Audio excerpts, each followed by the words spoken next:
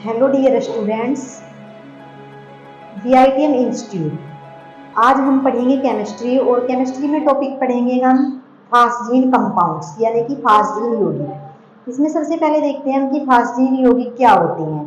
तो फास्जीन हमारा एक अकार्बनिक यौगिक है यानी कि इनऑर्गेनिक, जिसका सूत्र है PN और N हमारी ये संख्या है कि जो भी हम मटेरियल लें, जिस भी कंपाउंड से हम फास्जीन को तैयार करें कि उसमें हम हमारी जो संख्या होगी वो कितनी प्रदर्शित कर सकते हैं।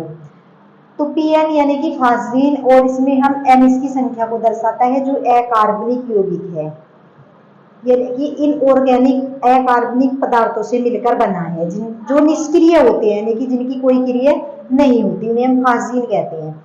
तो फास्जीन बनाने की 3 विधियां होती है यानी कि 3 मेथड्स, 3 टाइप से हम फास्जीन को बना सकते हैं। फर्स्ट टाइप होगा हमारा 3PCl5। इसमें जो ये N है हमारा यानी कि संख्या, तो ये 3 हमने यहाँ लिया, तो ये हमारा 3 हो गया 3PCl5। PCl5 को बोल सकते हैं पेंटा क्लोराइड, क्योंकि P होता है पेंटा, Cl होगा P यानी कि फास्जीन फास्फोरस पेंटा क्लोराइड। P हमारा फास्फोरस होगा, Cl हमारा क्लोराइड होगा और पेंटा 5 यानी कि ये 5 इस पेंटा को दर्शा रहा है। तो पूरा सूत्र होता है हमारा PCl5 यानी कि फास्फोरस क्लोराइड। तो इसमें जो इसकी हमने संख्या ली है वो है 3 प्लस हमने इसकी क्रिया करी है 3NH3। NH3 हमारा अमोनिया होता है, यानी कि जो हम फर्स्ट मेथड देखते हैं वो हम अमोनिया से क्रिया करते हैं PCl5 यानी कि पेंटा क्लोराइड की क्रिया हम अमोनिया से करते हैं। पेंटा क्लोराइड की क्रिया अमोनिया से करने के बाद हमें क्या मिलता है PN यानी कि हमें फास्जीन प्राप्त होती है और जो हमारा बाकी का मेटेरियल यानी कि प्रोडक्ट होता है वो बाहर निकल जाता है। जैसे कि इसमें 9HCl बाहर निकल गई यानी कि हाइड्रोजन क्लोराइड बाहर निकल गई।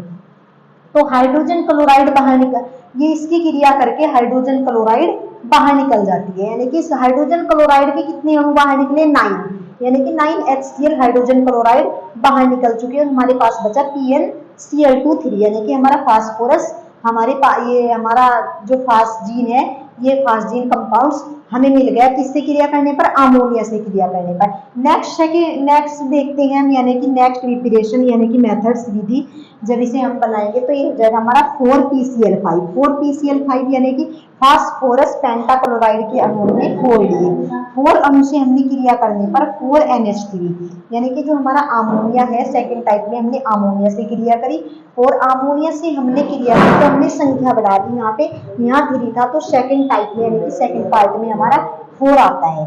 तो PCl5 प्लस 4NH3 से क्रिया करने पर PnCl2 की संख्या 4 यानी कि हमारा जो फास्जीन क्या बनता है हमारे पास, फास्जीन क्लोराइड। तो हमें फास्जीन क्लोराइड प्राप्त होगा और हमारा 12HCl यानी कि हाइड्रोजन क्लोराइड हमारे 12, ये संख्या में 12 हमारे हाइड्रोजन क्लोराइड्स बाहर निकल जाते हैं। तो हमारे पास जो हम कंपाउंड्स यानी कि प्राप्त करना चाहते हैं वो हमें प्राप्त हो चुका है PnCl2। उसके बाद नेक्स्ट हमने N हमने यहाँ इसलिए लगाया क्योंकि हमने सूत्र बताया था सबसे पहले PN और इसकी जो संख्या होती है N ये संख्या इन्हें दर्शाती है जैसे 3 और 4। फिर हमने नेक्स्ट यानी कि थर्ड मेथड में हमने NPCl5 यानी कि पेंटा क्लोराइड की, और हमने यहाँ एक संख्या मान ली, जैसे किसी संख्या का मान कह देते हैं कि जैसे कि हमने माना कि इसकी संख्या x है, ऐसे हमने क्या मान लिया कि ये संख्या n है। तो हमने प्लस NH4 से क्रिया करी यानी कि अमोनिया क्लोराइड के साथ क्रिया की और हमने इस संख्या को दर्शाने के लिए यहाँ यानी कि कोई संख्या दर्शाने के लिए हमने यहाँ पे n ले लिया। तो n लेने के बाद हमारे पास बचता है NH4 यानी कि अमोनिया क्लोराइड से क्रिया करने के बाद PnCl2 हमारे पास यानी कि फास्जीन क्लोराइड और ये इसकी संख्या, और प्लस यानी कि इसे प्रदर्शित शो करने के लिए हमें NHCl हाइड्रोजन क्लोराइड बाहर निकलते हैं। तो अब हमारे पास जो मटेरियल यानी कि जो हमें कंपाउंड्स बनाना था वो हमारा बन गया PnCl2। 3 होगी इसके मेथड्स यानी कि PN फास्जीन होता है, फास्जीन हमें इन 3 मेथड्स के अकॉर्डिंग हमें फास्जीन प्राप्त होती है। ठीक है, तो डियर आज की क्लास यहीं तक समाप्त। हम नेक्स्ट टॉपिक देखते हैं नेक्स्ट डे।